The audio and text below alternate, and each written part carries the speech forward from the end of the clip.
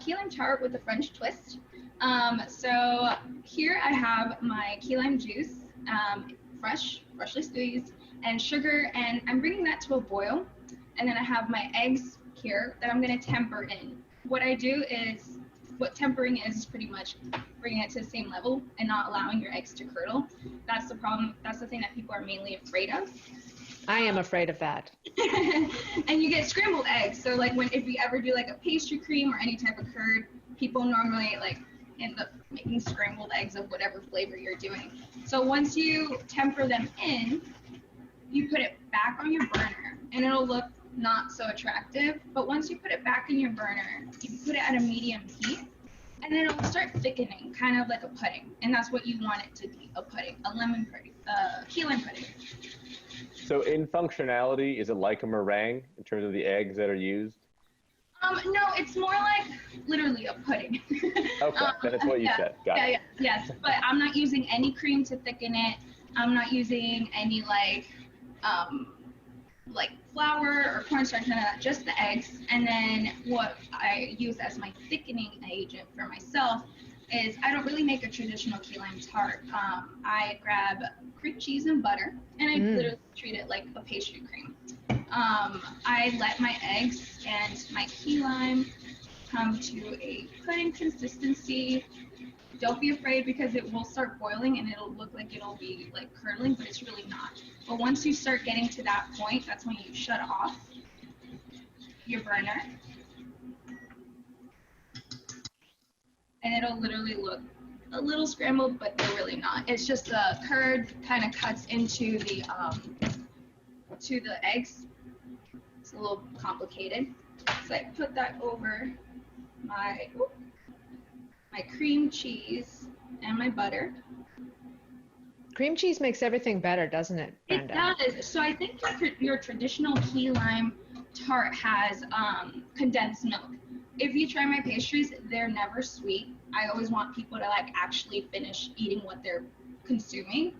And then my secret to also letting it set and having like a really like custardy feel to it, I add what we call gelatin sheets, and this is the bloom gelatin sheet. Throw it in there, it'll dissolve right into what you're making, and then now have it set. Is that known technology, the gelatin sheet? Yeah, so it's like gelatin powder, but it's actually just in sheet form. We use it mainly in the like industry because it sets a little bit different, more to cut into rather than a gelatin consistency. And then I'm using a hand blender to bring it. Buy it like phyllo paper? Like you could just buy a roll of gelatin sheet? Yeah, no, they come in like how do I say it? They're like legit sheets. They look like plastic. Oh my God. Look at that. Yes, so that's the secret to the pastry world. So when I have my cold butter and cream cheese, it kind of helps it cool down, so I'm ready to use it at any time. Danny, do you have a hand mixer like that? Save your life in the kitchen for anything. If you mess anything up, like just hand blend it. Anything. I have an electric toothbrush.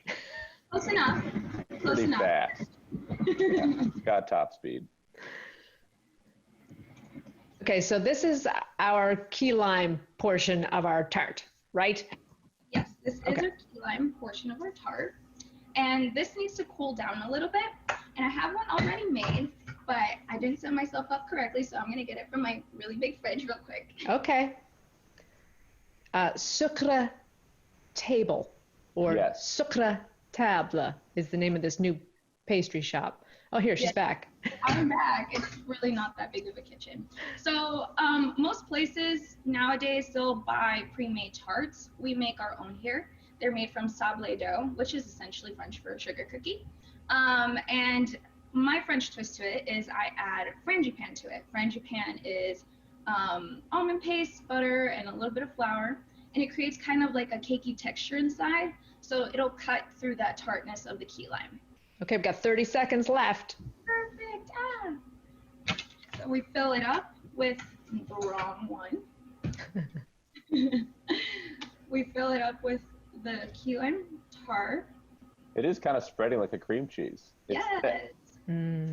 it does. 6 minutes goes by real quick.